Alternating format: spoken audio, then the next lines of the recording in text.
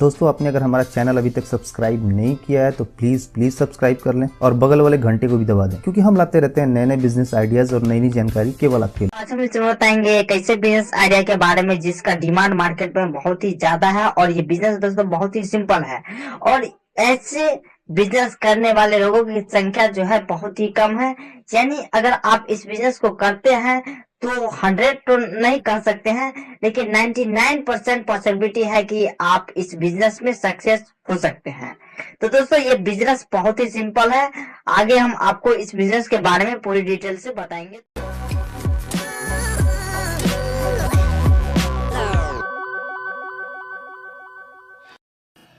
दोस्तों आज हम बात करेंगे एल्यूमिनियम फॉइल कंटेनर बिजनेस के बारे में। दोस्तों आजकल हर चीज होम डिलीवरी में आने लगी है। इवन फूड भी आजकल हम ज्यादा से ज्यादा होम डिलीवर करते हैं। इसके अलावा अगर हम सफर पर जा रहे हैं तो वहां पर भी हम फूड साथ में लेके जाते हैं। तो जिस कंटेनर में ये फूड आता है उसे कहते हैं एल्यूमिनियम फॉइल कंटेनर।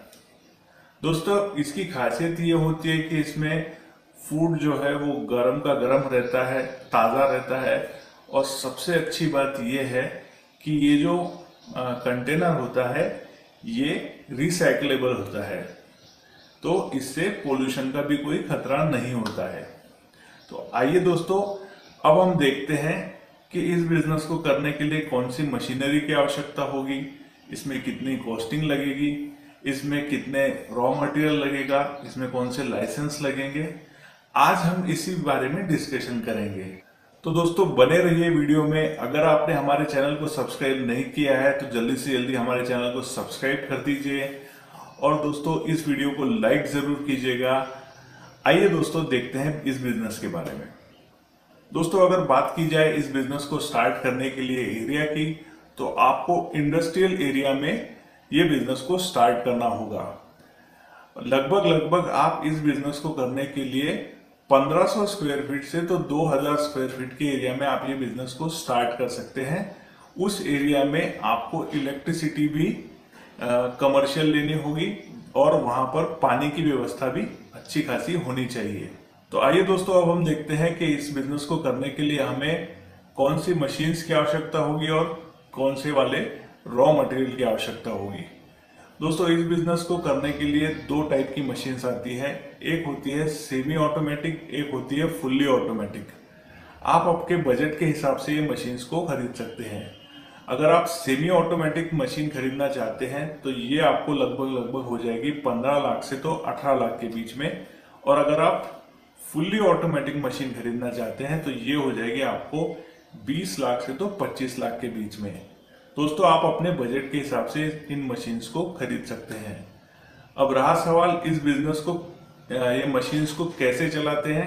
तो दोस्तों जब आप मशीन खरीदते हैं तो वहाँ की जो उस कंपनी के इंजीनियर्स होते हैं वो आकर के आपको पर्सनल लेवल पर इसका ट्रेनिंग देते हैं कि ये मशीन किस तरह से चलाई जाती है और इस बिजनेस को किस तरह से किया जाता है। दोस्तों अगर बात की जाए इसके रॉ मटेरियल की तो आपको indiamart.com पर 150 रुपए से तो 200 रुपए के बीच में पर केजी के हिसाब से इसकी एल्यूमिनियम फॉइल शीट खरीदनी होगी, जो आप अपने बजट के हिसाब से खरीद सकते हैं। इसके अलावा आपको जरूरत होगी पैकिंग बॉक्सेस की, जिसमें आप जब आपका प्रोडक्शन कंप्लीट हो जाए तो जिन बॉक्सेस में आप रख करके इसे भेजोगे उन बॉक्सेस की भी आपको इसमें रॉ मटेरियल में जरूरत होगी। दोस्तों अगर बात की जाए इस बिजनेस में लगने वाले मैन पावर की, तो आपको सबसे पहले तो 2 स्किल्ड वर्कर रखने होंगे। इसके अलावा अदर जो काम होते हैं उसके हिसाब से 3 अनस्किल्ड वर्कर भी अगर आपने रखे तो भी चलेगा। इसके अलावा जब आपका प्रोडक्ट पूरा बनके रेडी हो जाता है तो आपको 2 सेल्समैन भी रखने होंगे जो आपका प्रोडक्ट की मार्केटिंग कर सके। दोस्तों अगर बात की जाए इस बिजनेस में लगने वाले लाइसेंस की, तो सबसे पहले तो आपको उद्योग आधार का लाइसेंस लेना होगा। इसके बाद आपको इसमें ट्रेड लाइसेंस भी लेना होगा। इसके बाद आपको लगेगी जरूरत नो पोल्यूशन के लाइसेंस की।